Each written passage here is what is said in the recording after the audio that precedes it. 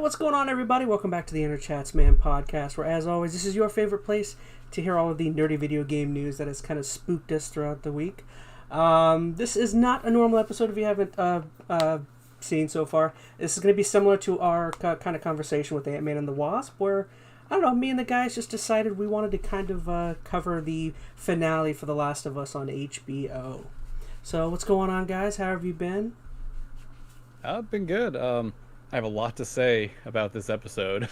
So I really want to talk about the final scene where, Joel looks at Ellie and is like, I guess we really are the last of us. So no, I'm just kidding. He said the thing. But I don't know. I guess shoot, how do we want to did you guys like it? Were you guys like totally kind of rolling with where things were going at the end of this episode? The episode as a whole, I guess I should say. Let me go first. I can tell Phoenix is going to want to be the one to go last every time because of his game knowledge. Yes, I liked it. I mean, I'm not going to say I didn't like it. I think there are definitely some things I'm hesitant to say messed up, but felt different enough from the game in ways that I think were pretty important. But it was good in the context of the show. I mean, without going into a bunch of details, I thought it was a solid episode. It didn't do anything detrimental, I think, terribly to the story, so they're still in a good spot moving on. So if you're just looking for, like, general feels on it, I liked the episode overall. I felt it was kind of short, but then yet, that's just me. When I agree. Like, when I saw the, 40 minutes? 45 minutes? I was like, what the hell? This should be, like, at least an hour and 30. Like, what the hell? Yeah, I could have swore it was going to be at least an hour and a half, and I mean, they did hit all the big beats. There were some things in the game they left out, and honestly, the whole thing just felt kind of rushed to me. I'm not even really sure why, because it did hit the key points, and even like compared to the game, like I'm not too sure what they should have stretched out, but it felt fast. But we can get into why here in just a little bit. But yeah, the runtime I thought was a little short. I'm not sure if it was maybe HBO didn't feel confident by the time they got to the finale to give them a little more length, or if that's really all the time they felt like they needed, but even like a good hour-long episode, I think could have served this better. Kind of similar to episode 8. I mean, from all the podcasts and other videos I've watched, most people think that this episode, similar to episode 8, could have been split up into two.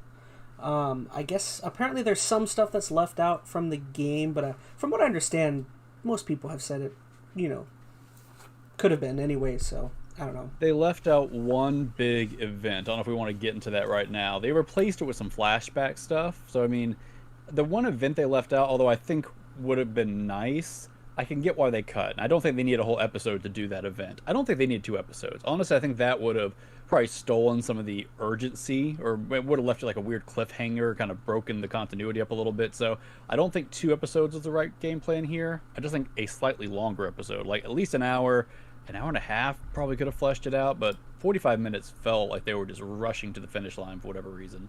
Mm-hmm. I mean, at least make the shooting scene a little bit longer. Like after what? All right, so as you guys already know, I didn't play the game, but Phoenix sent me a video of the actual gameplay for the ending of the game, and so after the episode, I watched it. And I do agree it could have taken down a few more people, like go behind some things. I did notice that, and I don't know if we're going into it right now, but I do feel like it could have been stretched just a little bit longer to give it a little bit more like meat and potatoes as like action, not so much of like emotion. Like they threw a lot of emotion in this. I'm just with the emotion. And I don't know if we want to go too deep now. I think we should probably just kind of start at the beginning, kind of work there. Mm-hmm. But I agree, like that scene, that little massacre, is honestly probably the most pivotal moment in the episode, because that's the whole kind of turning point for Joel and all of it. And I think it needed an extra few moments to marinate. I don't know if that could have been done just taking a little bit longer, or a little, I don't know, something about that felt too quick, and the turn didn't feel, I don't want to say didn't feel justified, but it just didn't give me enough time to kind of soak into that moment that was happening. But as in my perspective, is a little tainted just because I knew that moment was coming, so maybe I was expecting a little more from it just in that regard. But I don't know, I think we kind of back up. I think probably the best way to tackle this episode, unless Chaz disagrees, is kind of start at the beginning. I know you kind of have some character points kind of broken down, so we can kind of hit those as we go through, but I don't want to miss any of the kind of big talking points. So, Chaz, why don't you go and bring us into the beginning? No, I felt like a good place. A good place to start would be with Marlene, because Marlene, like, episode very much starts, with her and Anna, who, as it turns out, ends up being Ellie's mother. I kind of saw it coming, but I don't know. I don't think they were necessarily trying to hide it. But Yeah, well, it's not there wasn't even enough time to really even like, ponder. Like, you see her, and then like she gives birth to Ellie. She's like, "Hey, Ellie." So it's not only supposed to be a secret. Mm-hmm. I did really like you caught that was what's her name? Ashley Johnson. Yeah, the voice for the Ellie. voice actor of Ellie in the game. That's one thing I really do like about this show is they've shown a lot of respect and appreciation to reverence in a way, kind of. Yeah, and it's not just to the source material, but literally the performances. Because The Last of Us, the game, besides just the story and the writing that made that what it was, the performances by Troy Baker and Ashley Johnson were really what kind of sold that whole thing home. So to give them that reverence and respect and kind of due diligence to be like, hey, we really appreciate what you did and brought them into this project, and even though they weren't playing their kind of flagship characters, I think it was kind of fitting that Ashley Johnson got to be the mother of Ellie in this, like, because essentially that's who she was, just in premise. So I like that. I thought it was cool. Yeah, and I guess what I wanted to bring up for just for question's sake is, did you guys feel like that whole backstory section? Do you think it served Marlene well in terms of her goals and aspirations with what she's doing? Because technically, she's been in this world from the beginning. She's kind of seen people she's grown up with, seen what this apocalypse can do to people and what it does to children. And I'm just saying, like, can you see it from her perspective as how, like, just being so desperate you're willing to do almost anything to end this thing the way it is, but granted, killing people, I don't know. You get what I'm saying? Kind of. I think you're trying to say, does that little backstory, like flashback, justify her actions at the end? Yes, that's pretty much what I'm saying. I think it makes it worse. Because here's the thing, because now she had promised her best friend Anna that she was going to protect her child, and this is the complete antithesis of that. She has different loyalties, and that's fair. Like, kind of the whole point of Marlene, right? She is in favor of the many over the few. So, but I feel like that almost tarnishes her as a person a little more, because there's just that human connection, loyalty aspect that's kind of tarnished because she is directly choosing to break that vow to what is essentially her best friend, at least back then. They don't go into a lot of detail here. To my understanding, her and Anna kind of went through the apocalypse together, like when it all kind of happened. So this is like a childhood friend. They've been through so much, and that she'd be willing to sacrifice. Maybe that does speak to Marlene's character in a way, that she really would choose the many over the few. But I don't know. That makes me more against Marlene more than anything else. Kind of reminds me of like the same idea of back in like Kansas City. Like there's a notion to it, but at the end, it's like, she has her one goal, and nothing's gonna stand in her way. And in this case, it's like, oh, get Ellie there, and to see her there, which I thought was surprising. I was like, what the hell is she? Like, really? Like, if that's the case, you could have taken her yourself. Like, really? Like, yeah, the point being, she probably didn't think she would make it there, because I think last we saw her, she was in pretty bad shape, right? She had just been attacked or shot or something, so she probably thought she was going to die. So, you could give her that out, I suppose. She did say that many of her men died along the way, and they wanted to know how the hell they did it. And, it's just, pretty much they watched each other's back. Yeah. Pretty much all it was. You could also... sorry, go ahead. No, I was going to say, I'm not sure if I really enjoyed having I don't know if I liked Marlene's character at all, to be honest with you. Well, Marlene could also be like a case of like an example of just what the apocalypse and what being desperate can just do to people in general. You know what I mean? Like, maybe you're more of like being cautious and making those quick decisions of whether a person needs to die or not because of this, crazy like pandemic that's going on. You know. Yeah, I mean, I could appreciate Marlene's character. I can't say I necessarily agree or like her from like a personal standpoint, but I appreciate the role she serves and what her, points of view are. So it's not that I dislike the character. I just don't agree with the character. But yeah, well, I don't think anyone would necessarily agree. I mean, well no, there are some people that do. I mean, I'm sure that's where we're kind of going with this, but the whole point of the ending to The Last of Us that's been debated now for 15 years is just how ambiguous the ending is. What was right, what was wrong. So there are plenty of people who are in Marlene's camp, and they're like, yeah, Marlene was right and justified in everything she did. And then, of course, there's the other side that's very much towards Joel. And I don't want to go into that right now, but I mean, I think Marlene does stand serve an important purpose to represent that other viewpoint, which, the validness of what we'll discuss. Before we move on, I do want to mention one thing about the backstory that I don't know if I love. So technically, none of that was really confirmed in the game. Like, I know there were some like rumors and stuff as far as like Ellie and how she was born and all that kind of stuff. But it was never shown. You never saw any of it. So that's all brand new to the show, which was fine. Which was fact that the Anna part is what you're talking about? Yeah, the whole Anna stuff at the beginning. Like, some of it was, I think, dropped in like some notes and some logs. Like, you knew that she had died in childbirth. You didn't know she was bit. That's actually a really important thing that I want to come back to later. You just knew she died, and Marlene kind of took up for her. So that was fine. I kind of wish, though, they would have just stopped the scene right after Ellie's mom gave birth. I didn't really want to see the fall of Marlene. Like, I kind of wish that would have been left out. Could have been made referenced or mentioned that that's kind of how they came to be, but I think one thing I don't like about what this show has done is really kind of led you by the nose a lot and tried to answer a lot of questions that I didn't really need or want answered, if that makes sense. Like, and they do it, I think, almost to a detriment later on with a few things that I'm going to wait to get to yet. But well, they could have done that with Marlene to try and have her garner more sympathy. Maybe I think they were trying to, but I think it worked to the detriment of her character, as I said. Like, they were trying to show the connection between her and Ellie at a deeper level. But if anything, I think it betrays her humanity a little bit that she didn't, stand up for Ellie a little more. I don't know. I guess just in general, I don't like that the show has really tried to, like, not only just fill in backstory, but answer questions I don't feel like really need to be answered. They're kind of removing some of the ambiguity from things.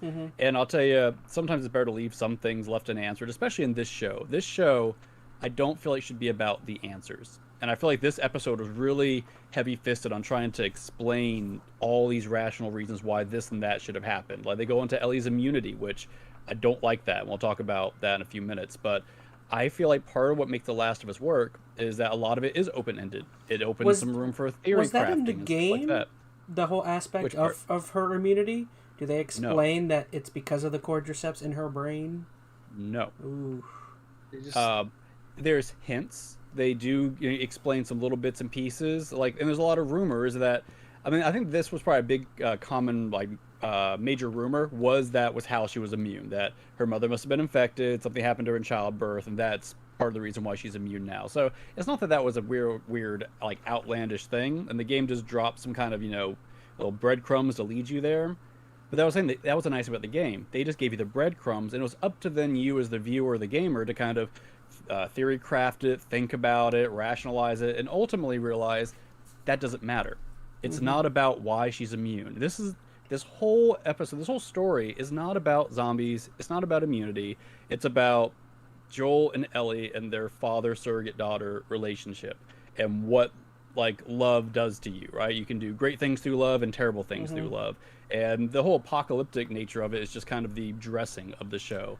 So I think when this show gets really kind of ham-fisted on trying to tell you, oh, it's about this and that and this and that, I think they lose something because the game never felt that way. It's about family. Yeah. Vin Diesel should have been casted as Joel instead of Pedro Pascal. That would have been horrible. That would have been great. I would watch that, though. That makes me want to... there is something I learned on another... I'm not sure if this is positive. Get The Rock to play Ellie. Just call him L. I'm not 100% positive, but someone said on... granted, Angry Joe, Alex, a guy on there, said that he saw in an interview... kind of going back to your talking point of things being, the ambiguity. Apparently, Neil Druckmann said that in his mind, because a lot of people, like, the ambiguity kind of an aspect of it is whether the surgery would have even been successful or not. Mm-hmm. And, you know, that kind of, that yes or no could very much sway your opinion on whether what Joel did was good, Joel did was wrong. Apparently, Neil Druckmann in an interview has said that in his mind, it would have been a successful surgery. So he wanted to write that in and didn't, apparently. Which ended up being good, but apparently he thinks that. He thinks in his canon, in his head, it would have been a successful surgery. Which and that really... fine, yeah. but that is to the detriment of this show. Mm-hmm. This entire thing is not even about, like, good luck or anything. It's like, when there was a spark of hope, everything just went to garbage. Like, they should not... I don't know. I think it is a detriment. Mm-hmm. I don't think they... Now, granted, I'm saying that... It's a good idea to even mention something like that. That's another thing I'm bringing up that I just heard on a podcast. So maybe Druckmann, but I'd have to go look at... I'm surprised because that would explain why they got so detailed on the immunity and the doctor's understanding of the immunity. Like, I don't know if do you want to go this far yet? Because there's a lot of episodes before this, or do you want to jump to this portion? Oh, no, we don't have to. We can hold on. I mean, I will say, just in general, I think, it's perfectly valid. Everybody, I think, has their opinion on it, if it would have been successful surgery or not. I don't care what Druckmann says. It makes me feel better knowing it could have been. Well, the up in the point air. is that it could have been either, and you could believe it could have been successful. You could believe that it would have been, a tremendous failure, and that then has direct impact on Joel's actions. If you know in your mind that the surgery is going to succeed, Joel is a much larger villain in this. If you don't know, if you leave it open to, possibility it wouldn't work, which, in all honesty, I don't think it would have worked. I know I didn't write this story, but really think about it. You have these doctors that have, probably minimal resources trying to make a vaccine. Or in a rundown building. Yeah, and I remember I watched some theory a long time ago, like, technically a vaccine isn't something that you can even produce from this type of disease. Like, funguses you don't get vaccines for a fungus. I don't know how scientifically accurate that is, but point being, the science wasn't exactly 100% going into this. I'll bring it up. There's more likely, there's a bigger chance it would fail. I'm sorry. No, there's another point I saw someone on a podcast bring up, is that, like, technically the Fireflies are, like, kind of fascist and are very evil. So it's like, would they have even, like, done what people would have wanted? They probably would have kept the cure to themselves. Yeah. And just take their own people and call it a day. Yeah. Do you think they would have even, like, I had it phrased as, would the Fireflies have really played the good guy and dispersed the cure fairly? It's like, no. Everybody likes to be the hero in their own story. So from the Fireflies' perspective, sure, they were the moral good. But looking from the outside in, think about, I'm going to forget the names. But back in the city, the group with the Sam and... Kathleen? Kathleen, yes, I'm sorry. Yeah. Like, they thought they were right. And there probably was some moral truth to it, but we saw the direction that took when things didn't go the way they wanted, and they were trying to then find vindication or vengeance or whatnot. Who's to say that wouldn't be the direction the Fireflies took? It's all based upon, who the leadership is and whatnot. And I think everyone should have gone the way of David. Just go in that direction. Oh man. Yes. And right. end the story there. Everyone joins that. Do you mind if we just kind of back up and kind of go through the story a little more sequential, and then we can kind of come back to that? Because there are some things I think that add some big context to that moment, too, that the show kind of did better and then kind of did worse. Well, this is our moment to reflect. I mean, go ahead. So, I mean, after, they have the whole flashback scene, they have a little bit of time when they trek to the hospital, right? How did you guys feel about that sequence of events, getting from out in the highway to the hospital? I think it's interesting how the first thing I mentioned to my wife was, man, he recovered really damn quickly. He's just springing along like it's all good with a nice wound. He's like, oh yeah, the antibiotics. Not just a wound, like that must be some good stuff. Like a dangerously infected hole in his body. Yeah, like that. That hole was probably like that big. Well, they zoomed in on it and it was like oozing green. It's like, yeah, it was horrible. Yeah. So in the game, at this point, I recall, like, one thing the game does to help you show passage of time is after big story moments, there's a flash on the screen that says, like, what season it is, like fall, winter, spring. So it feels like a lot of time has passed. The show doesn't do that. So watching it... From what I've seen, it seemed like they use, like, the weather effects outside to show the different things. Well, because you know why that it's is. not snowing anymore. It's like something else. It's like, and that's fair. I mean, they're trying not to be like super on the nose about it, where it just flashes up springtime. Well, you know why that is though. Is you'd have to record at different times of the year. Well, no, but they did have different weather effects, and you don't have to. They can add fake snow or go to different locations that are have snow when other areas don't. I mean, they said it themselves. They went to Calgary, and they said it was freezing. Like they had the snow, like no problem. I think the passage of time just didn't translate as well in the show. Like I think they really did try. Like you're right. If you look at the seasons that they're actually the weather that's around them, and if you think about just traveling from one location to another by foot, like clearly some time had passed. But the way the show moves and the pacing it has, it feels like the whole David stuff happened like yesterday, and now they're getting ready to go to the hospital, and I feel like that is very jarring because you're right. Like for one, you have this whole healing issue. Like technically, I guess there was time, but it didn't feel like that. And just even like Ellie's kind of emotional state is a little hard to kind of interpret because you don't know exactly really how much time has passed. Was this yesterday? Was this weeks ago? Months ago? It's a little hard to say. Well, because how it was taken. Yeah, go ahead. Oh no, I was just saying her position, like with her like not responding to Joel at all. It would seem as though like the David stuff happened a day prior. You know what I mean? Yeah, she's that's so like a very distraught. Fresh. Yeah. And even then, like I mean, that could scar anybody. That was a pretty traumatic experience. I mean, anyone could get weird and be all non-responsive, even to funny jokes. Like Joel said some funny things that I was like, it's hilarious, and it's like, man, she didn't laugh about that. That's anyone can have a crazy cultist get them in a burning room. It's true. I mean, I've never been in that sick of circumstance, so I can't say, but I don't know. The way they're behaving though and acting does make it seem like that was a really recent event, like the past day or two. Yeah, exactly. Whereas I think technically this should have been a week or two. Like, do you think they should have had a different kind of, conversational kind of interactivity if it would have been weeks that passed as opposed to days? Like, I feel like some of the like interactions and dialogue they have that would have already changed a little bit over the past week or so. I don't know. Like you were good. Yeah, go ahead. No, I said even Joel's way of talking to her is even like he's dipping his toes in to trying to you about stuff. So he's also playing it safe now, trying to treat her like a daughter, which before he was just treating her like cargo, and now it's he's a lot more. Obviously she saved his life, so that changes a lot of things.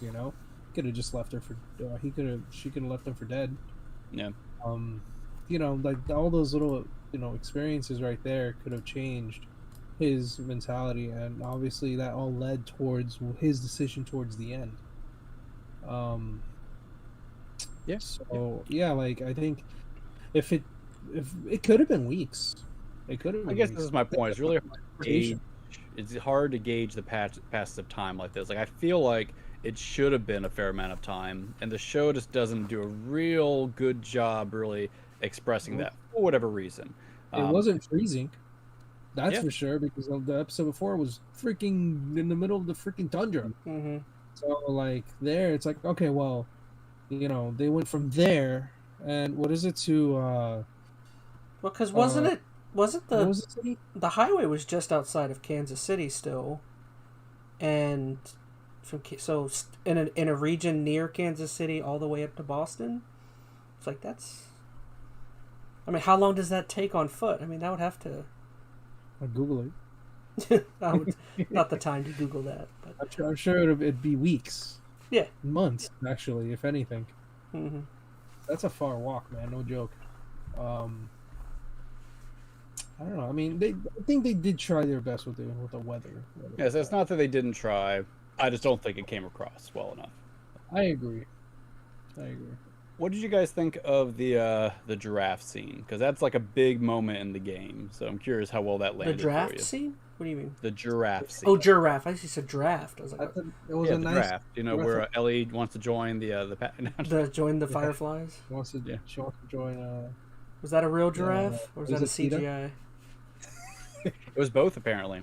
Apparently they had for like some of the close-ups, they had a real giraffe that they fed, and then That's there pretty were good. perspectives that was CGI. The CGI wasn't too bad. I mean, I That's feel pretty like good. there are spots I could tell, but there were definitely other spots I'm like, it looks pretty good. Did it It have the was emotional gut punch?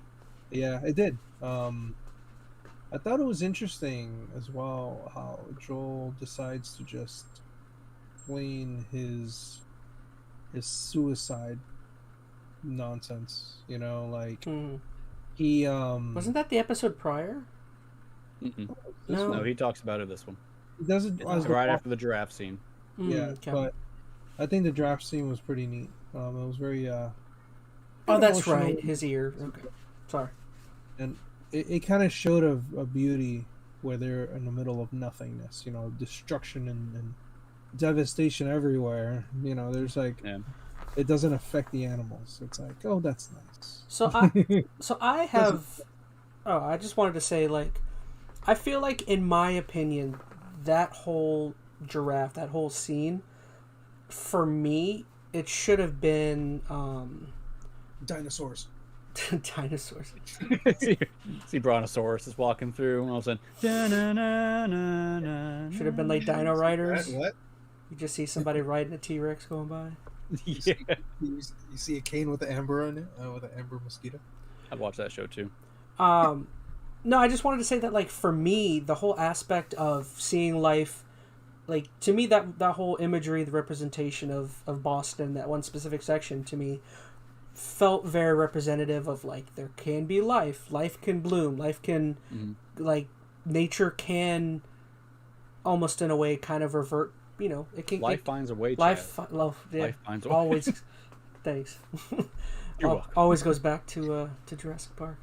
But to me, that was very representative of, like, things can fix themselves without the cure.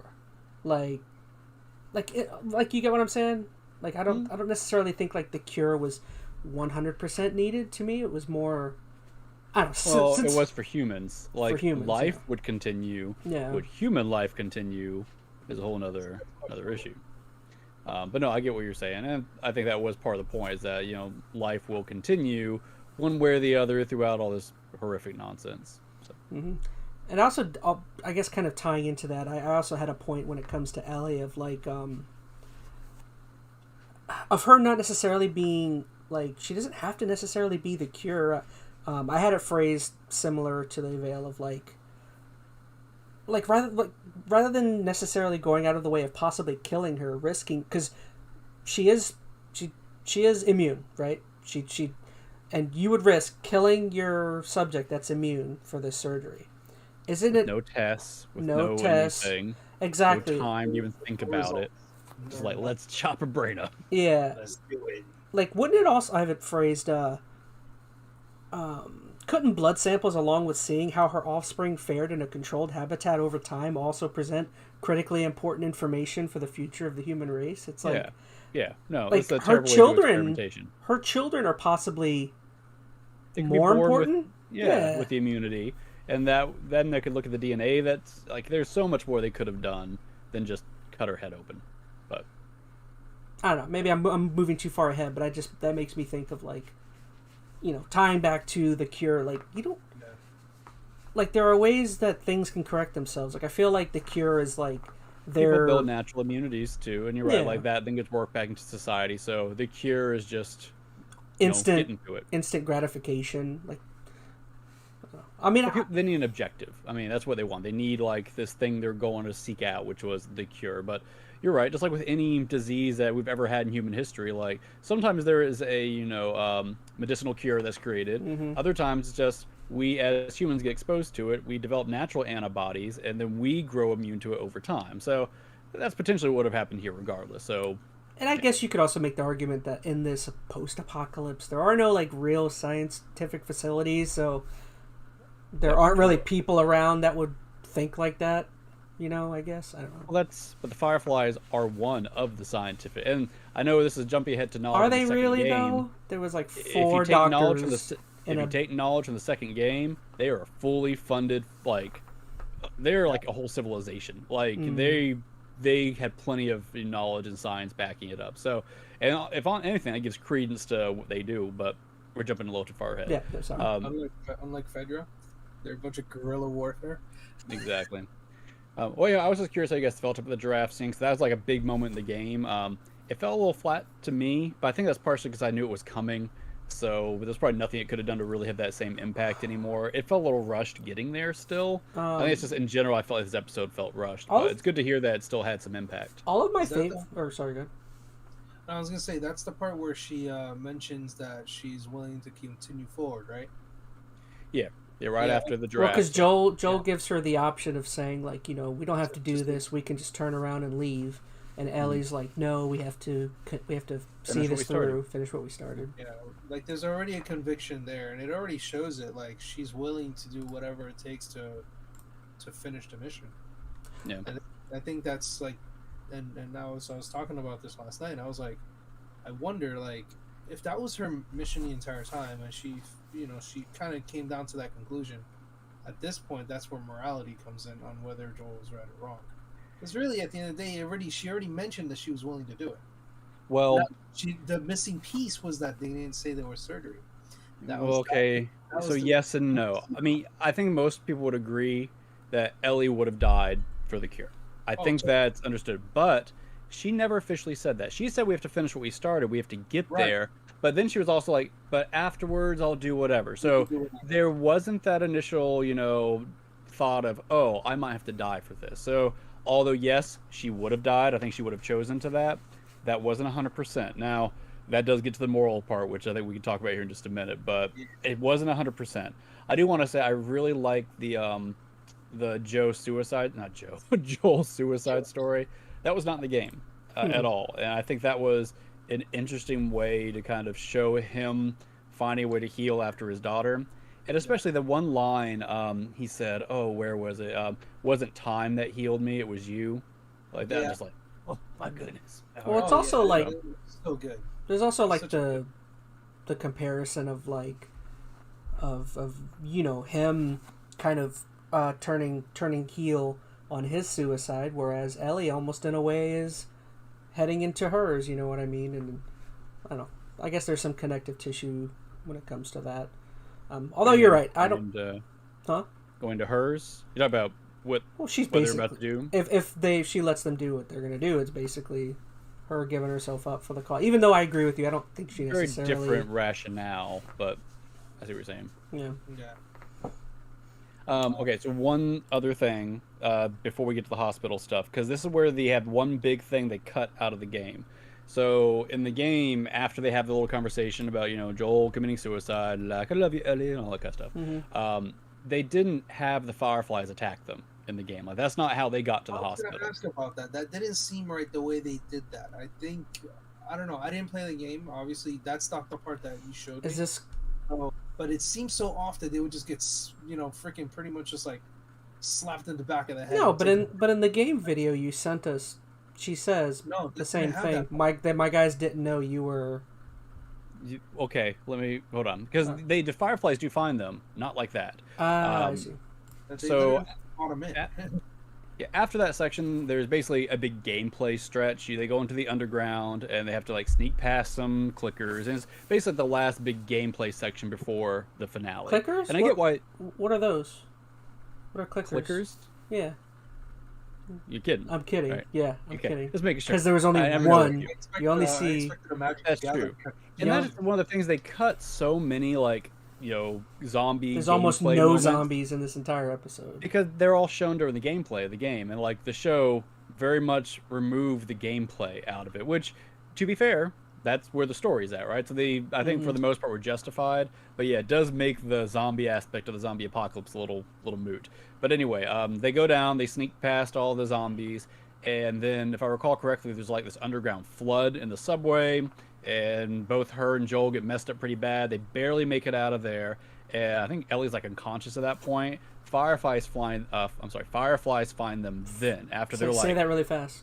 Fireflies find them then.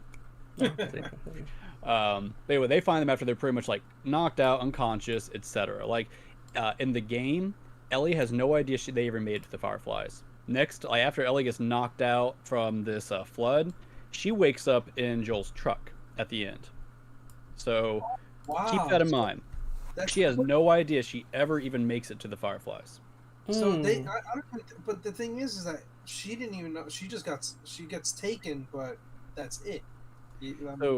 She doesn't know. Yeah.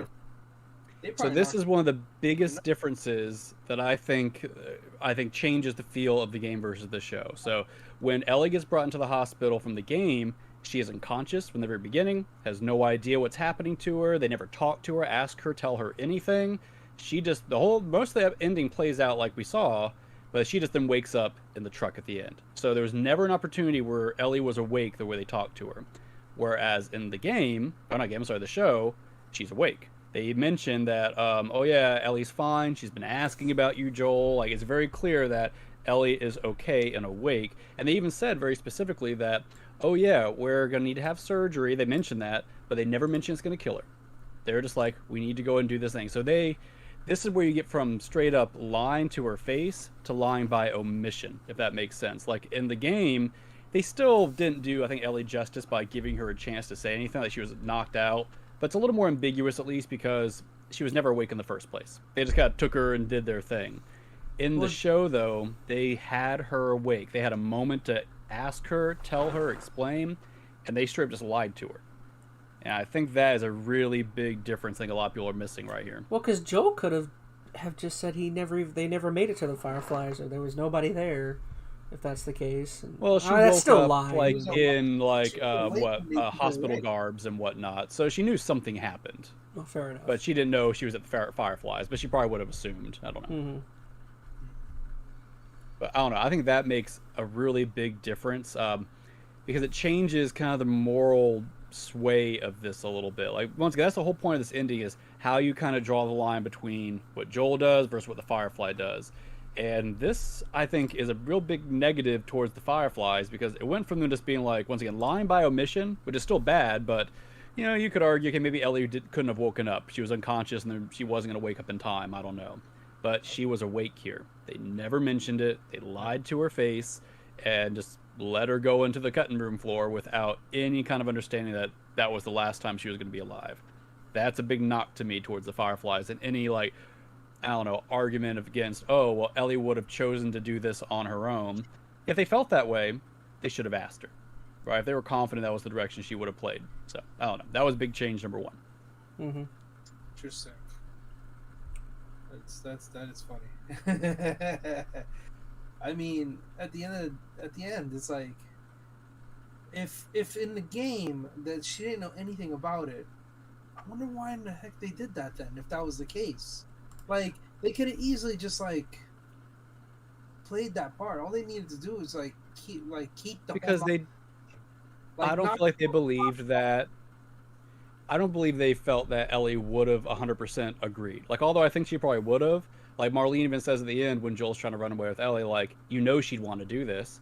That seemed really hypocritical, because if she really felt that way and knew that, she should have asked and would have asked Ellie during that time where they had the opportunity to. So something about that lands really off to me. I don't think she would have done it. And maybe not. That's the whole point. Like, we can all discuss if she really would have done it. I think she probably would. And also thinking about, you know, stuff in the second game, I think she probably would have. And the other line too, this is something else missing from the game. Missing from the show. At the very end, I'm not going to go into all of it, but when Joel and Ellie are having their final conversation, Ellie gives her conversation about how she got bit with Riley and Riley was about to die, etc. In the game, though, there's a line that if you don't catch it, it goes by really quick. She starts talking about all the people she's lost, Riley, Tess, whoever, and she's like, "I'm waiting for my chance." She thought she should have died with Riley, and she was waiting for her chance and for something to have meaning. So that was her answer right there in the game. Like, she basically said, "I would give up my life for something that has some meaning." But the problem is, even though, yes, I think that was the answer, that was never a definitive going into the surgery. And Marlene in the show never gave her that opportunity either. Neither did Joel. Joel stole the opportunity from her as well. Like, even though you could think he was saving her life, he was also taking her agency away at the same time. So it's not good either way, but I think it definitely weakens the Firefly standpoint a little bit, that they straight up just didn't even give her the opportunity to ask when they clearly had that chance. Mm-hmm. I don't know. Maybe the way things kind of ended with Marlene too. Like, I guess you could make the argument, would Ellie have cared how that, if she ever found out how things ended with Marlene? I don't know. Technically, that was like her surrogate mom. If I'm not mistaken, I think that gets mentioned in the second part too, right? Like, I think there's. I don't remember it being a big point. That you mean the game part 2? Yeah, like doesn't the and you don't have to say yes or no, but from at an accidental, peek at something, there was some sort of mention that she pretty much figures out or finds out that he lied to her in her face. Ellie does find out, but the Marlene thing, no. So I'm trying to recall, but in the game, like when she wakes up in the truck, she's like, "What happened?" Joel just says, "The Fireflies, we got there, everything. They had already found other people that had immunity, and nothing panned out." He never said anything happened to the Fireflies. He was just like, "It didn't work out. They don't need you, Ellie." She didn't even know Marlene was there. Remember, she never saw Marlene. She was knocked out the entire time. In the show, though, she knows because Marlene had her awake, and she specifically asks about Marlene. So that's a new thing from the game. Yeah. I don't think in the game she really knew that Marlene had been killed, or maybe that wasn't a big talking point. In the show, he does mention, and he goes, "Yeah, the Raiders came in, and they." In the show, he does, yeah. Yeah, in the show, he does, and I thought that was a really strange white lie that he threw in there. Well, it's like, wow, it's really interesting. Well, he needed to explain since she was awake. Her being awake changes so much about this because now she has some kind of context about who the people were. She'd probably met certain doctors and scientists. So to just then wake up in a truck after that would feel really weird to not have any kind of interaction with any of the old Fireflies. So I think saying that they were slaughtered was basically a way to be like, oh, no one was there to answer any questions. We had to get out of there really fast. But with her being unconscious, she just had no idea. There was no context added to it. So, I don't know, her being awake changes a lot about this. I don't think has really been understood yet, but it changes, I think, some of the moral swayingness of this. Joel's lie is worse because of it. Like, it's just worse. Yeah, like, nothing is right about any of those decisions, anything that was done. Well, Joel... taking her away wasn't even... I don't even think it's the right thing to do either. But then at the end of the day, I mean... He's lost so much, he doesn't want to lose the other thing that keeps for months on end, I guess, months. Well, that's what I was gonna piggyback off of, is that he didn't want to lose her, and selfishly he didn't want to lose her in either way. He didn't want to lose her physically due to being experimented on, and he also didn't want to lose her by telling the truth, because who knows, she may have hated him afterwards and didn't accept that and may have disowned him, you know what I mean? So either way, he wanted to make sure she was in his vicinity either way, It was selfish. I will say, and I'm going to jump into a little bit of Last of Us 2 spoilers just for a minute, because there is a moment where Ellie finds out about everything that happened, and he confronts Joel. And Joel basically says, like, you know what? I did it. I would do it all again. Even because he loses the relationship with Ellie. When she finds out, they are just like Splitsville the whole time through. And even after all that, he still says, I would do it again. So you're right. I don't think he wanted to lose that relationship with her. It was more important to keep her alive. That like he would have severed the relationship knowing she was alive than anything else. And honestly, if I was in the same boat, if it was my daughter, although it would break my heart both ways, I would rather know she's alive than even if I had to never see her again. If I knew she was alive and safe, that would be enough for me. So it's like you actually save somebody as opposed to he saves his daughter again. Like that's a big thing for him. It's selfish, but it's a big thing. And it's been a very common theme throughout most of it. But he was a parent and still is a parent. He's when it comes to kids, you sometimes you tell little white lies or whatever. I mean, you tell him Santa's real and there's a tooth fairy. He's being a parent. He's apologies to some people. He's trying to protect her, and to be fair, I mean, parents lie when they shouldn't lie. I mean, it's what happens. Sometimes you don't have a better solution in your mind.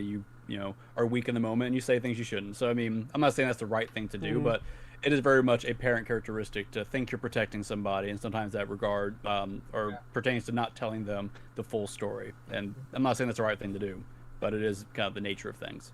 And technically, wasn't Marlene lying to her anyways? Because did she ever know Marlene knew her mom? And that she raised her and everything. It's like no, and I'm not sure if in the game she did either. So Marlene was lying to her anyways either, and she was. I mean, Marlene both sides were lying. It's not like any one side was, completely morally good in this whole thing. But she's been torn and ripped back and forth consistently. So it's like, at the end of the day, it's like she's all messed up. Well, that's what. Yeah, in my notes, I did have it under Ellie as a. Did you feel Ellie's backstory with Anna and Marlene was a good backdrop for Ellie's mistrust of Joel at the end? Which again, kind of like, as I was saying, she's like you said, Danny or MetalGamer Danny. She's being lied to on all fronts, and it's like, does she have I mean, I guess maybe my question is not right because she doesn't know she's being lied to by Marlene. Marlene probably just never told her any of that. Which she's been manipulated the whole time. I would think that would tick me off more if I found out you knew my mom. And yeah, and that's the kind of thing. And she'll never find that answer out now, right? At least not in any kind of meaningful way where Marlene could serve any kind of repercussions from it. So Joel's the only one who serves anything to lose by finding out that he lied to her. Marlene had a lieutenant though. It was a lady with no hair at the beginning of the season. Maybe she. Oh yeah. Maybe that she was just gone. Yeah. She's just gone. What's her? I have her name. She wasn't real important to the game at Kim, all. I didn't know. There was Kim was her a lieutenant. She might know. I don't know how important she was. Maybe. But I don't know. So the only other point I want to mention, we kind of already talked about it, but we're kind of at that point. So in the game, they don't explain why Ellie was immune. They don't really know. There's an assumption, something on the lines of, oh yeah, the cordyceps have mutated in her brain, and that's possibly why she's immune. They give a lot of possibilities, like, this is probably why. And I guess what you're saying, like, maybe Neil Druckmann didn't do the job he wanted to make that clear enough, because he certainly tried to overcorrect here, because now there's almost no possibility. They're like, oh yeah, we know from childbirth she developed this immunity probably because her mother was bitten. And once again, now Marlene knows that. I think that's the other reason why I don't like them showing Marlene finding Anna there, because that's a piece of knowledge now that solidifies the Firefly's approach. Because not only is it a theory that, oh yeah, she could have been mutated from childbirth, Marlene knows that. She saw the result, so she knows very much, yes, that is accurate. Oh, because the mother was bit. Oh, I don't know why. Yeah. Okay. So credence has now been added in a very heavy sense towards the Fireflies. Like, although I still am not 100% convinced that it would have succeeded, if you're looking at it on paper, it looks pretty good, right? Well, that's why. Had a theory. That's why it makes sense. The thing I brought up about Druckmann saying in his mind it would have been successful. Yeah. And man, I don't like that, because now this is. I mean, I was trying to knock down the Fireflies a little bit with them, lying to Ellie's face.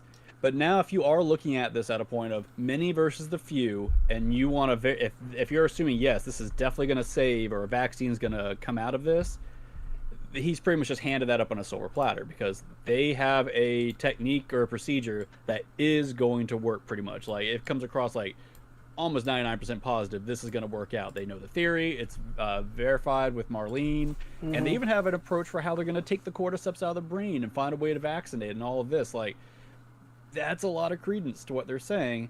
And that now really hurts Joel. Like, any ambiguity you had about Joel maybe doing the right thing is lessened a lot. And I don't like that, because the whole point, at least when I played the first game, was that you could have pretty valid feelings going either way. Yes, they should have killed Ellie. No, they should have saved her. But now I think the weight is very much placed on, no, Ellie should have died. And I'm assuming that's what Druckmann wanted. And going into Last of Us Part 2, I get that that's probably the direction he wants. But I feel like that's a detriment to this overall story, because that's what's been so fun about discussing it for 10 years, is that anybody can be right, right? Now I feel like there's kind of a wrong answer here. I mean, I can still have my personal feelings on it, but I mean, argumentatively, if you're trying to go, yes, this is going to save the world essentially, and I'm going to be the one person to prevent that, that's kind of a short kind of ground to stand on. And that totally kind of turns my question I have here on its head is, since you were saying it seems kind of definitive that it would have been correct, I had the question of, does Joel essentially play the villain of this episode, and do you have any empathy for the Firefly's perspective? But yeah, seeing as how it would have been successful, that Joel essentially doomed the entire and it also has human major race. ramifications going into Part 2 now. because, and I won't go into the plot of part 2 in a lot of detail, but there's some stuff that goes down, and the justification now for what happens is a lot more weighted towards those who are against Joel. I'll just kind of leave it at that. Whereas before, once again, yeah, Joel did some terrible stuff, but you could get some wiggle room there. Like, well, he did it because of XYZ. There was no guarantee. Yeah. But it's changed. It's shifted the whole perspective going into part 2, which, once again, I'm sure that's what they wanted. I'm sure that's what Druckmann wanted for whatever reason. That's the story he wanted to tell. I just don't like this story nearly as much. Granted, it's not my story, but I don't know. Yeah, who are you? Yeah, I'm just some guy on the internet who knows nothing. The guy who talks about Pokemon overseas. Oh, can we go back to talk about that? I want to. We should. The Last of Arceus. Oh no. So I guess we basically touched on everything I had. Anything else you guys had to add? Well, there are the big 2 plot points are still left. So you have the whole massacre scene after, because there are actually a few points leading into that. So I know MetalGamer felt like it didn't land right. It felt too short. The firefight at the end. Yeah. So after watching, I mean, that was a 20-minute video, no joke. Either that or just, they could have. First off, when Joel decides to go against them, they're in the stairwell, and I'm thinking to myself, okay, well, in the game it's right outside the room, and then that's when the massacre starts happening. But then he goes through a whole ton of areas to be able to try to like avoid, over, make Molotovs, do whatever in order to get to the area that he needed to go. What's talk about in the game, right? Yes. What's interesting though is that the guy in the stairwell, which is in the show, didn't tell him any information. The other guy did, and the one that in the game did tell him exactly where to go. He does tell him stuff. He says, "Keep moving." That's what he's saying. Like in the show, they did tell him. In the game, they don't. So I guess it makes sense why it would take longer in the game to get there. Is that where you're going? No. It's the other way around. In the show, they didn't tell him. He goes. Oh, you're right. The game does tell. Off, and then he just like shoots him right there. It's like, really? That's right. In the game, he goes top floor to the left. It's like, oh crap! He just gave up the coordinates just like that, and he still killed him because that's what Joel does. He doesn't give a crap. But that gave him the right of way to go where he needed to go. How did Joel need to go there? It's just like, oh, okay. Well, he's just. It's like, okay. Yeah. It also makes it more believable that like everything that Joel does happens on one floor. Makes it more believable. It would have been easier for him to find that room, whereas in the game they're going down stairwells, and it's like that's a hospital's a big place. Yeah. Well, no, it's the other way around because he had to go up different floors in the show. While the game, he was in the same floor. Well, that's what I'm saying. It's on the game. Looking around, going to the pediatric center. Yeah. They caught that pretty good, actually, with pediatrics. I was like, oh, that's kind of neat. And they kind of got it there. But yeah. It's really strange how they could have gotten away with a little bit more violence. I mean, the last episode was so gnarly. Like, you're sick in the head. You want more violence in a post-apocalypse. Like, they at least made it a little bit more gruesome. Like they made that like pretty bad. I don't know if it's the lack of violence that got me. I think this is where the game. Here's the thing: it's always be hard to replicate the pacing from a game to a show because the pacing in a game is your pacing, right? How you progress through it. So it's always gonna feel and land differently. I think what makes that scene really kind of lose some impact in the show. Once again, this is the big moment in the whole game, right? Because up until this point, Joel has pretty much been straight up protagonist, right? I mean, he does some gnarly things, but he's still protector, good guy for the most part.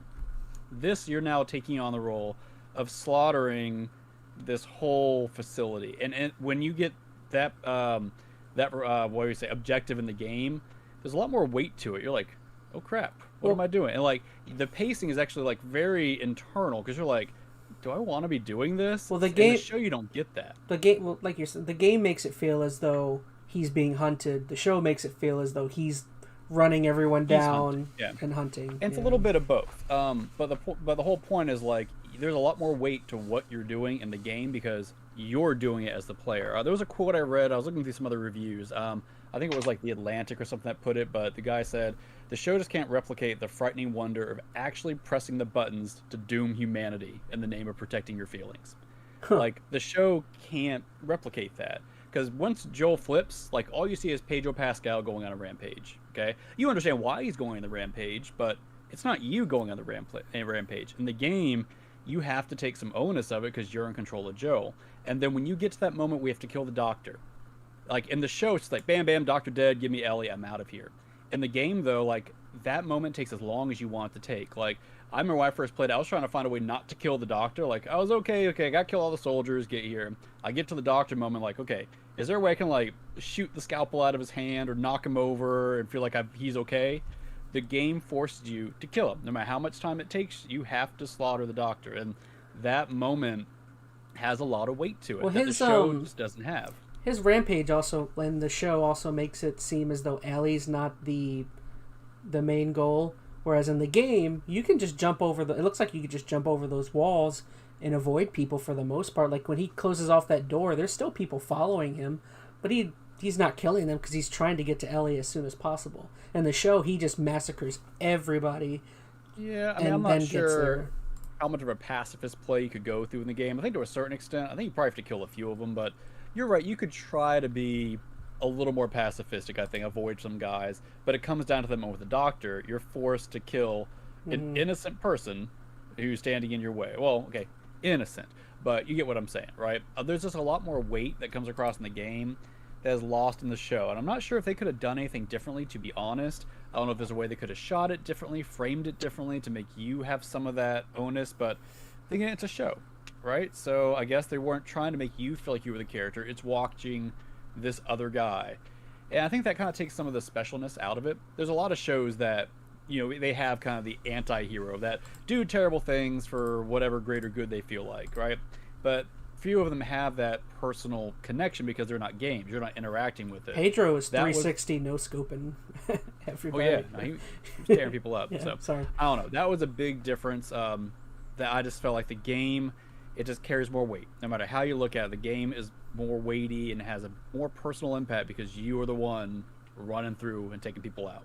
So I did want to just have one more point. Is that for Marlene, it's like, it was, to me, came off as very dumb, where like she's in the room with him having this conversation and she makes it a point to tell him, or she even questions, she's like, how did you get across the country doing this? You know, you're amazing. She says something like, she's like, she couldn't have done it herself. You're amazing. You know, I knew you were the right guy for this job when we got you here. So she goes through all this to tell him how much of a badass he is, just to like turn around and be like, now escort him out of the building. And it's like, I think it's even funnier. It's like, not only escort him, but if he tries anything, kill him on the spot. It's like, are you serious? Like, don't bind his hands. Just politely walk him outside. Yeah. I mean, you could look at that as her trying to give him a little bit of respect for what he just did and understanding. I guess they were trying to maybe add a little bit of humanity or understanding to Marlene, but I agree, like, you know what he's going to do. I mean, yeah, from a militant standpoint, that's a really bad strategic decision. And for someone who is very much about making the hard decisions, it seemed like a loose thread that she probably should have tied up. So I agree. I think that was a little odd that they even bothered. Like, when she saw that he had a conflict about what they were doing, she didn't just neutralize him right there. Because you're right. I think they would have known he would have went crazy. Mm-hmm. So instead, she had to go Austin Powers, Dr. Evil. Mm-hmm. With I don't need to see them. No. With Seth Green. What are you doing? Just kill them now. All right. So I just had a couple last few questions. So we had compared to the game what was different and why was it better or worse. I feel like we've done a pretty good job of going through that. I will say it was pretty similar. Like 98% of what they did was the same, but the couple of big changes we talked about, I think, have some big kind of ramifications. So small changes, but big changes. Yeah, I think the 1% though, which they'll never be able to get, is just like you said, the feeling of playing it Mm. and getting that, personal conflict within yourself on whether you want to do it or not. I don't think it's something you can, like you said, you can't capture.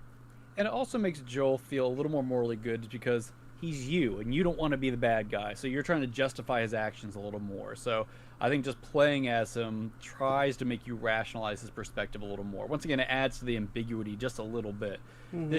The show just kind of wiped away the ambiguousness of it just a little bit. Like, I think most people are going to watch this and probably side with the Fireflies, at least more so than they did before. Like, Joel comes across pretty deranged at the end. Like, as a parent, I think most parents are going to probably agree with Joel, but still feel like, yeah, that was a little much. But I'll tell you, if that was my daughter and she was strapped to a table, I'd take everybody out. Yeah, I wouldn't care. I wouldn't care about the rest of the world. So that might be a bad thing to say on the internet, but it's true. I'd go for my daughter. Do you think that if he would have gone through with it or whatever, do you think he would have gone the direction of what's his name, Sam, and Henry just go ahead and just kill himself? I think you would have been David. Oh, you're talking about if she. So you're saying if they would have killed her, what he would have done? David is a horrible thing to call somebody.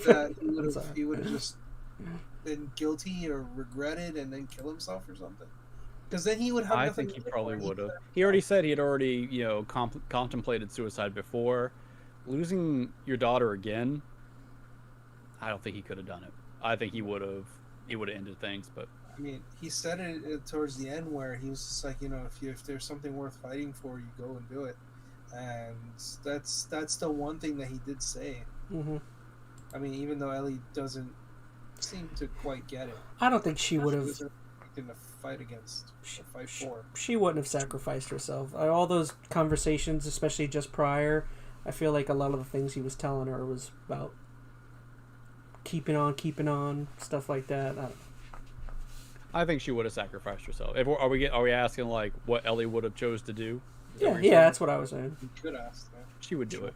Well, as I said, there were several lines of dialogue. The one I mentioned earlier actually comes at the very end when Joel and Ellie are having the last discussion. Remember, she's telling him about Riley and all that. She says she's waiting for her moment. And granted, I'm also looking at this from the perspective of some things that happened in 2, but even then, I think she's pretty clear if she had to die, she was okay with it. So it's not that I think it was a question so much what she would have done. It's the fact that nobody gave her that opportunity to say what she would have done. And even though, yes, the Fireflies technically would have probably went the route she wanted, is that still okay? What's the moral thing to do here? If by happenstance the Fireflies were doing the thing she wanted, does that make it morally good? Or is it always morally bad because she was never directly asked? And both parties could have, well, I was going to say both parties had the chance to, but I guess Joel never really had the chance to ask her. Marlene did in the show, which makes it a lot worse.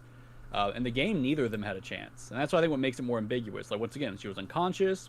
Fireflies couldn't ask her. Joel couldn't ask her because they were kicking him out of the hospital. So, I don't know. She was on drugs. Huh?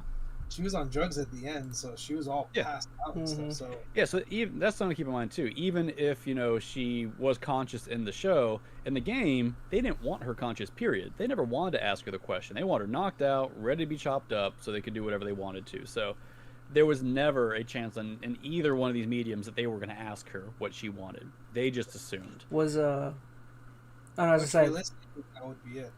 Was Joel right for not leaving Marlene alive? Because I think he was right when he said you would just come back for her. He was right. They would hunt. She would hunt him. Yeah. Now, is that the right thing to do to kill her? I wouldn't say it's. Man, I wouldn't say it's cold blood, but it's not cold blood. She had a gun. She had a gun on him, technically. Yeah. Yeah, like she was gonna do it, but she the thing is that she mercy at the end. Essentially, she was surrendering, but that doesn't mean you're right. She would have come after him. So, I mean, that's a very militant choice you got to make. Like, you're making a strategic decision on: are you going to have to deal with this person down the line, or are you going to show mercy now? Which is, and many people I think, the more moral choice to let her live, but it's not the most strategic choice. She would have gone after her, hands down. I'm fully convinced. I think Joel made all the right moves To me, this is totally indoctrination theory realm. I'm not looking any further. I think he made all the right choices. I don't think Ellie would have sacrificed herself. I don't know. I'm happy. I'm happy living in my world. I think even if she would have sacrificed herself, I still think Joel would have stopped Not her. that killing anybody was the right decision, but trying to get her out of there, I think was the right thing to do. Mm-hmm. Like, she should have a chance to, one way or the other, say, I want to do this. Like, and technically, there is still the possibility of her being able to save everybody.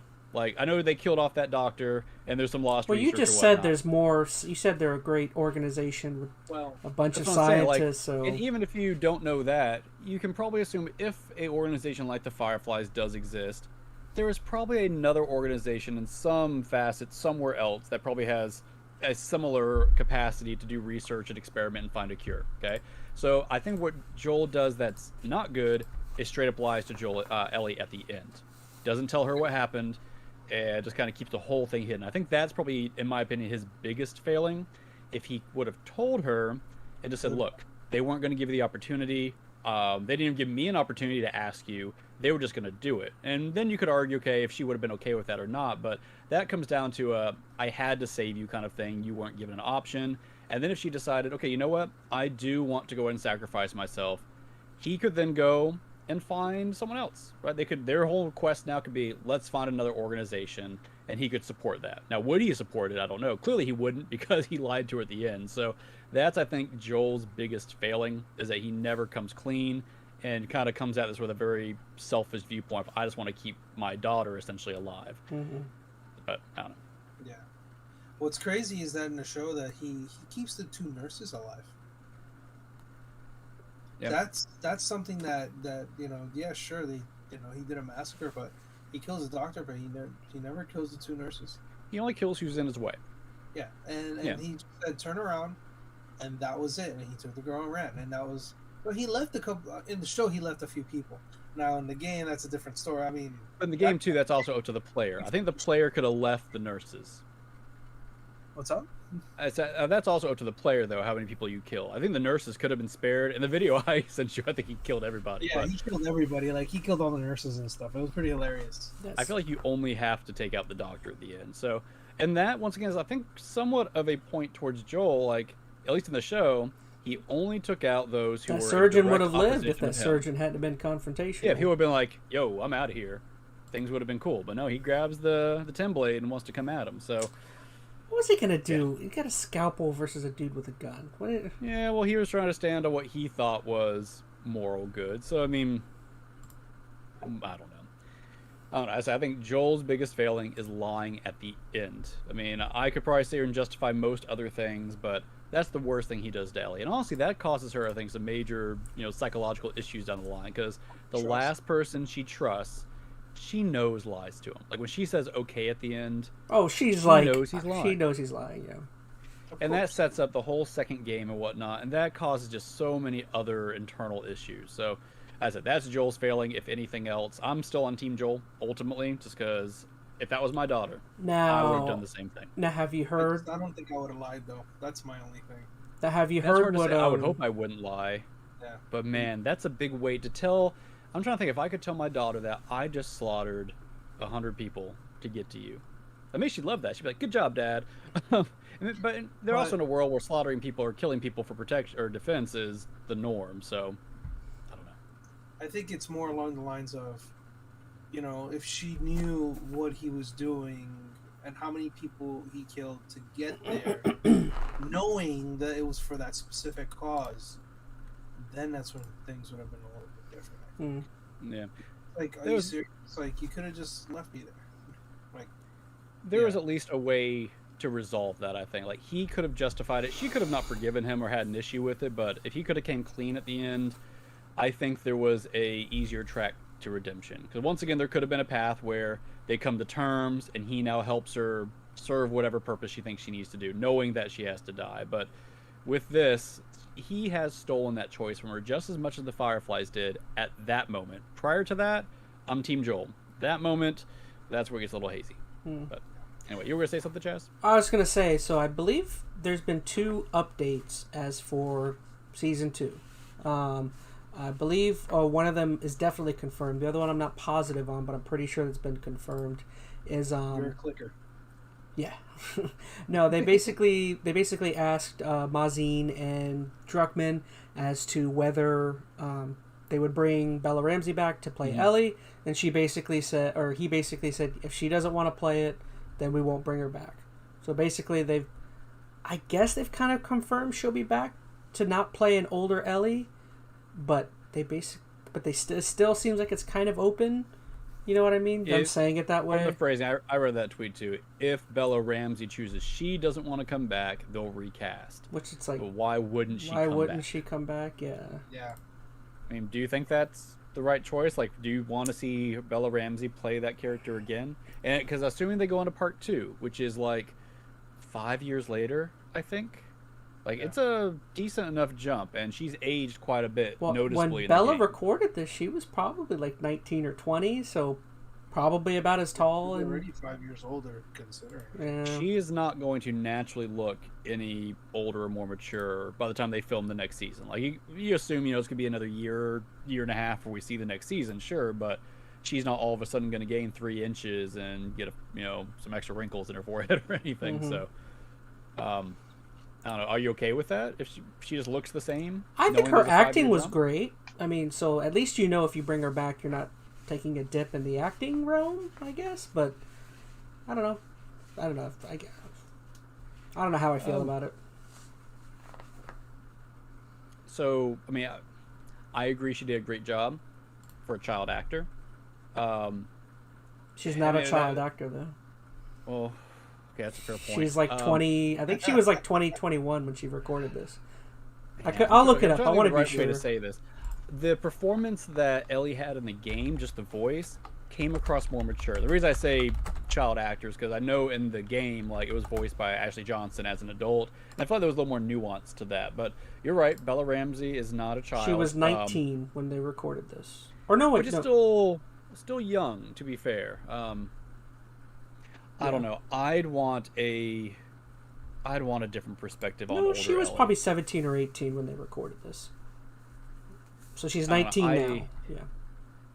I thought she was older. Ellie in the second game versus Ellie in the first game, they feel very different. Could be a lot of time has passed, and once again, a lot of knowledge has changed too. And not saying that Bella couldn't do it. I think I'd like to see someone else. The nice thing is the second game does have a lot of flashbacks to younger Ellie. Bella Ramsey could still stick around for all those flashback scenes and still be a part of it, and then have someone else be older Ellie. Just have a. And that's something. Let's say just have a CGI Ellie, like Leia, and what was it? The third or fourth? I'm kidding. Don't do that. Point being, I also think that's gonna be weird if they do cast her as older Ellie and they still do those flashbacks. You're going to have her playing young Ellie again and old Ellie in the same thing. So, can makeup do enough? I mean, makeup artists are pretty talented, but can they do enough to distinguish her to do flashback scenes as young Ellie and an older, more mature, and not like incredibly older. It's not like they can just add wrinkles to her. They have to make her look like she's in her, early 20s or something like that, or late teens, where she's supposed to be now. I feel like that's a bit of an ask. I feel that they could do something. Even if it's not makeup, they could probably even CGI it or something. They could probably even deepfake the damn thing. Yeah, but with deepfake technology is better, but it's not perfect. Like, I mean, I don't know if we all saw, but we saw Luke Skywalker in what was it, the Boba Fett thing, deepfaked. Yeah, he looked okay. Didn't look perfect. I couldn't watch an entire show like that. I don't know. I mean, I'm not saying they couldn't do it. I'm a little weary or a little hesitant of it. And I'll just say that. Nothing against Bella Ramsey. She did a great job in this show. And she probably does have the chops to do it. I kind of feel bad for even saying that, she had a child performance with it because she is an adult and she did a good job. But my gut wants somebody different. I don't know. But I could be wrong. I'll leave that open to see what happens. And I believe I'm not positive, but I believe the other thing I wanted to bring up is that I think it's all but confirmed that the second game is going to be 2 seasons. So that I think it would have to be. Yeah, so it'll be once season 2 will be the first half, season 3 will be the second half of the second game. Yeah, I would imagine. What do you say, Metal? A more emotional, gut wrenching, tear your heart out kind of stuff.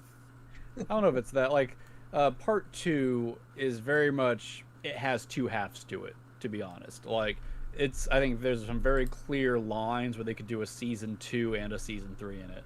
I was a little unsure how they'd do the entire first game in one season, but kind of seeing now how they've cut out gameplay, I see where they expedite things. But Last of Us Part 2 was a really long game. Like, I think the first game was, It was I like don't know, 30, 11 to 35 13. hours, I think. The second game was. The Second first game was yeah. like 11 to 13. And if you cut out all the gameplay, you pretty much get what we have in the show. So, 9 hours, okay? But in Part 2, that was like a 30-plus hour game. Even if you cut out all the gameplay stuff, you're left with probably 20 hours worth of stuff. That's about 2 seasons, so... Mm-hmm. Yeah. So I guess just real quick, I just wanted to ask you guys, excluding the video game, which I believe me and Gamer at this point have a small understanding. Phoenix has actually played it. I wanted to see if you guys could, I don't know, from 1 to 10, rate this season. Because I would be curious to see how Phoenix, who's played it, versus us, rate how much we liked it. I want to see if he's lower than we are. I would assume you are. Find out. Interesting. So After these messages, just kidding. So in my head, I would say somewhere between an 8 and a 9. So I'd have to see, do I want to do 8 or would I say a 9? I would go as far as to say a 9. I would say I very much enjoyed it. It's not perfect. I'll stay 9, but maybe tomorrow I'll think an 8. I don't know. I'll say 9. Show some commitment. Good job. No. What about you, Gamer? Okay, so If I had never heard of the game, this would be incredible, I should say.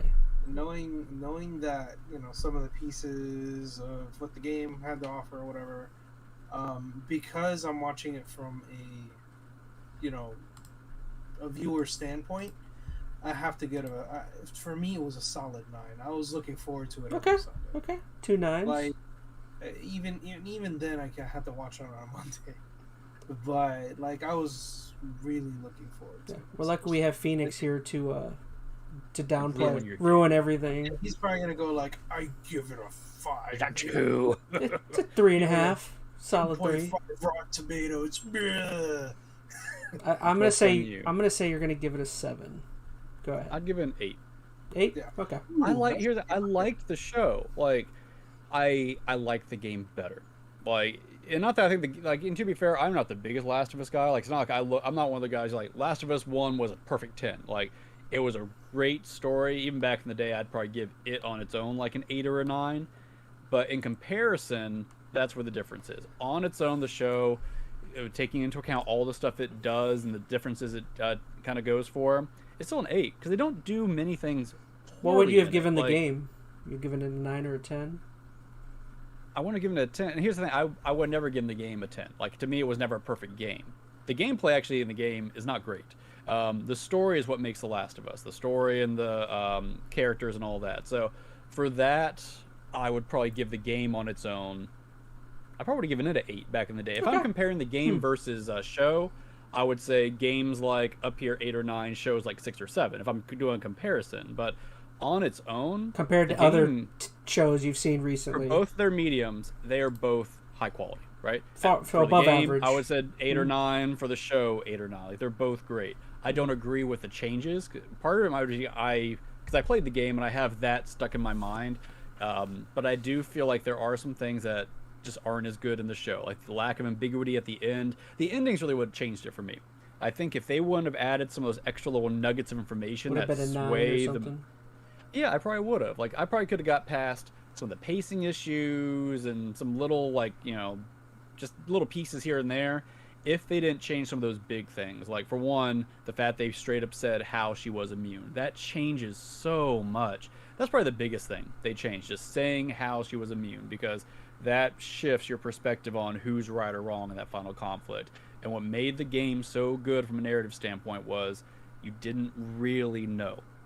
And the show, you still don't really know, but you kind of know, if that makes sense. So Both are great. I don't think you're going to go wrong watching the show. I still recommend, if you've watched the show, go play the game. There is going to be a lot of similarities. There's enough there. And the Troy Baker, Ashley Johnson performances are different, but really good still. And I think you'll find some different nuances there that you're not getting from the Pedro Pascal versus Bella Ramsey. If only there was like an easier way to play the original game. If only there was like a couple remakes. That'd be great. They've remade that. I'm joking. They've remade that game for like every modern PlayStation console. Yeah. So well, that's why they put it out for PS5. Like, a lot of people were like, "Why are they remaking this again for the PS5?" Because the show is coming stupidest out. thing. But then they're like, "Oh, by the way, Last of Us show is coming out," and everybody's like, "Oh." So, yeah, still play the game. It's not a real long game. I said 10, 11, 13 hours. I don't know exactly what it was, but there's enough difference there that I think you'll appreciate things from the show maybe better. Maybe you'll appreciate things from the game a little more, but it's worth still playing. I am interested. I don't think I'll go back and do it, but I am now more interested in looking back at the story of Part 2. Like, I played through it. I didn't hate Part 2 like a lot of people did. I didn't love all aspects of it because it got a lot of hate, but I am now wanting to look back at it with a different lens. Well, to kind of see I'm willing to admit my perspective of 2 is different than most people because I watched a Let's Play as opposed to actually playing it. So I definitely think, seeing as how with this season, or with this show, I decided to watch it before I played it, I think with the next one I'm going to actually play it first. And then, because honestly in the next few months I'll probably play through the first and second one. That's probably going to be my next goal, is to knock both of those games out, having said so I can say I played them. Yeah, I definitely recommend play the first one. I will. Even if you don't play the second one, play the first one. Mm-hmm. It just gives you a whole different feel in the relationship between Joel and Ellie. And I think we had talked about this when you watched too, because you came across real negative because you just watched the Let's Play. But what makes gameplay probably makes it more entertaining. It's not really the gameplay. What makes Last of Us Part 2 lean one way or the other is your understanding of Joel and Ellie. Like, you came into it like not having any real connection to them, that I understand. You'd probably watch a Let's Play of Part 1 and do some pieces about it. I didn't even watch it. I just played the first hour of the game or something. Yeah, so to have an opinion on Part 2 without going through Joel and Ellie's journey, you're missing just so much context. Like, you'd probably even be fine now that you've watched the show. You at least have an idea what that relationship is like. But, yeah, you miss out on so much watching or playing 2 without playing 1. It's not one of those games where you can just play Part 2 and not Part 1. They need to be done back to back. Yeah. Cool. And I guess the only... this is going to be a hard question, seeing as how me and you kind of know something, but my main thing was just like, where do you hope next season goes, and is there any room for further growth between Joel and Ellie? I mean, I don't know. That's kind of a loaded question, but again, it's hard to answer with us knowing. But yeah, I mean, this show is probably still going to follow the games really close. I would actually argue, I think it's going to follow Part 2 even more closely than it followed Part 1. Because Part 2 is a lot fresher. Neil Druckmann made that after having a lot of feedback and thought after Part 1. So I think when he did 2, he was really clear about what he wanted. I think the show has actually been a way for him to kind of go back and revisit Part 1 and tell the story he always wanted to tell with a few changes. It feels like George Lucas Special Edition kind of stuff, right? Where he tweaked enough of it so now it's going to fit better with his future vision, which is what Part 2 is. I think Part 2 is going to play out pretty much identically, maybe a couple of changes. And I don't think I can explain anything about Joel or Ellie's relationship without major spoilers for the upcoming show or game. So maybe I'm just going to leave it at that. Alrighty. Well, shoot, that's almost an hour and a half's worth of Last of Us content. Overall, I think it seems like we all very much enjoyed it and are looking forward to season 2. Who knows if production has even started yet? I would assume they probably have. Pre-production would have. I'm sure they're probably, writing scripts, getting things and check boxes in order and whatnot. I don't think we'll probably go in production for another 6 months to a year, and then a year and a half from now we'll probably see it. I think they said the finale of this show blew out the HBO's record for most views. I think, but surpassing Game of Thrones by far or something. So before we wrap it up, I do have one last question, because one of the big kind of crazier selling points about this whole show is that this is the best game adaptation ever, right? Would you agree with that? I mean, I'm biased, but There's quite a bit of game adaptations that suck. So, and I guess I haven't seen enough to give a good one, but I'm gonna say from the ones that I've seen that were horrible, yeah, I thought this was pretty good considering. I want to say it's the best, knowing the information I know now about the game versus movie, but at least the series, but at least they're doing their best to keep it true to the game. are you And I saying think that's the most important part about it all? are you saying best or what is the most faithful adaptation? I'm not saying faithful. Because Okay. a good adaptation doesn't mean it has to follow the game one-to-one. Like, No, it doesn't. it has to translate well to the new medium, hopefully still have reverence and respect for the source material, but I think the way this was handled, I mean, I think... I don't know, you give your opinion first, Jess. No, I've said it, but I'm very biased.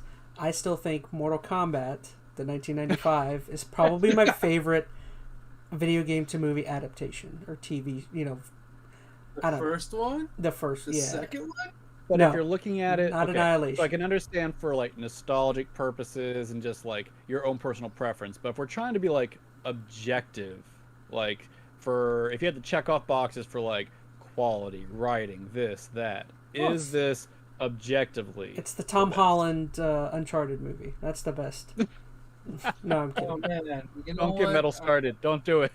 Oh my god, don't get me started. Isn't that incredible? Stop it. Just thinking about that in the same, within about the same year, Naughty Dog had like the worst to like the best adaptation. Yeah. I think you know what, and I think that's the reason why they had to make this one good, because To that make one's up for that one. so bad.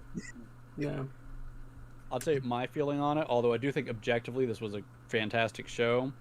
I kind of feel like it's easy mode because this game was too already was faithful, a movie. Or Yeah, Like- they already No. had all the meat and potatoes. They didn't have to do anything but translate everything Yeah. over. Like, here's the thing, they didn't actually translate much of the game. The gameplay aspect of it was barely here.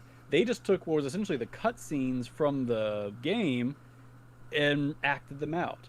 And then it wasn't... Then they took liberties to skew it a little bit Well- to make it more intense not for people to watch it. not to defend Right. myself, but to me that gives more credence to something like Mortal Kombat, because it's like if That's what I'm saying, if yeah. you look at their source material, it's like they made, in my opinion, a good movie out of that versus, this show played it safe, but it feels great because the game was great. So it's like, It's hard to say they played it safe. I said it was just like on easy mode. yeah. Like they would have had to try to mess it up. Like technically, it is a game adaptation. Quality-wise, it checks off all the high bars. So if you're looking at it just from a paper standpoint, objectively, yes, this is one of the best game adaptations ever made. But when you think about the game they're adapting, it was barely a game to begin with. And I hate to Yeah. say that because games are such a broad thing, but the gameplay, at least in the first game, was adequate at best, and they cut out most of it in the show. It was just the narrative. Granted, it was acted amazingly, but you could do that with other stories too. Like, I don't know. I guess that's my issue with it. It is an objectively great show. It's a very easy game adaptation, but I'm not saying it doesn't deserve any credit either. So I don't know. think Maybe it's a bad... they were missing one thing. Goombas. Oh, Goombas.